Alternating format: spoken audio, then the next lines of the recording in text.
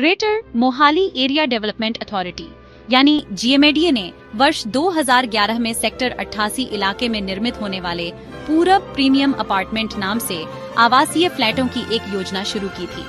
अनुपम गर्ग ने 2 BHK plus servant room आवासीय apartment type 2 के लिए 55 लाख रुपए के कुल मूल्य का 10% यानी 5,50,000 रुपए बयाना राशि के रूप में भुगतान करके एक आवेदन पत्र प्राप्त किया था। फ्लैटों का आवंटन 29 मार्च 2012 को ड्रा ऑन फ्लॉट के माध्यम से हुआ। वह सफल रहा और 21 मई 2012 को उसके पक्ष में एक आशय पत्र जारी किया गया। इसमें कीमत, भुगतान अनुसूची, भुगतान की संभावित योजनाएं, स्थान जहां भुगतान जमा किया जा सकता है, स्वामित्व, कब्जे, प्रबंधन और रखरखाव का विवरण और अन्य सामान्य नियम और शर्तों के बारे में विवरण प्रदान किया गया था। कब्जे की डिलीवरी की निर्धारित तिथि 21 मई 2015 थी। आरोप लगाया गया है कि मई 2015 में विकास स्थल के दौरे पर रिस्पोंडेंट को बीते समय के अनुरूप कोई विकास नहीं मिला। चूंकि ऐसा नहीं लग रहा था कि फ्लैट का कब्जा संबंधित मालिकों को अगले 2 से 3 वर्षों तक दिया जाएगा, इसलिए उन्होंने इस योजना से बाहर निकलने का फैसला किया। देरी से फ्लैट डिलीवरी के लिए घर खरीदार का मुआवजा पाने का अधिकार सुप्रीम कोर्ट ने कुछ महत्वपूर्ण सिद्धांत बताए हैं। सुप्रीम कोर्ट ने माना है कि real estate developer flat delivery में देरी के लिए घर खरीदार के बैंक ऋण ब्याज का भुगतान करने के लिए उत्तरदायी नहीं है, लेकिन डेवलपर केवल मूल राशि और मुआवजे का भुगतान करने के लिए उत्तरदायी है। न्यायमूर्ति संजय करोल की बेंच ने कहा है कि दी गई ब्याज राशि निवेशकर्ता को उस धन की राशि और उस समय के लिए मुआवजा है जब उसे उस निवेश के फल से वंचित किया गया है।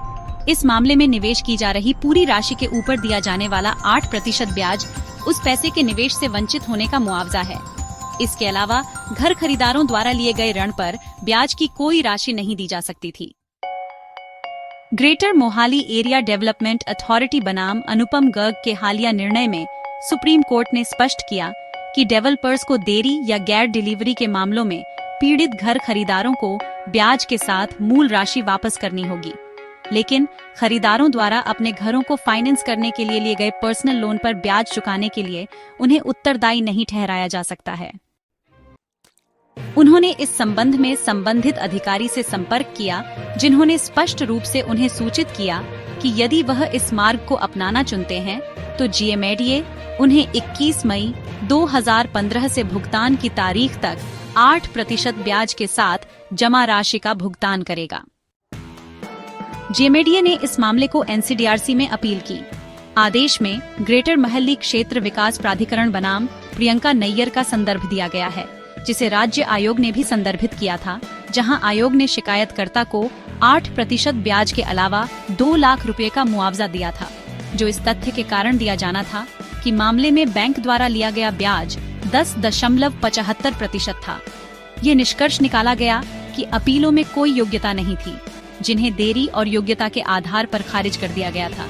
साथ ही दोनों उत्तरदाताओं को भुगतान की जाने वाली लागत 20,000 रुपए निर्धारित की गई थी।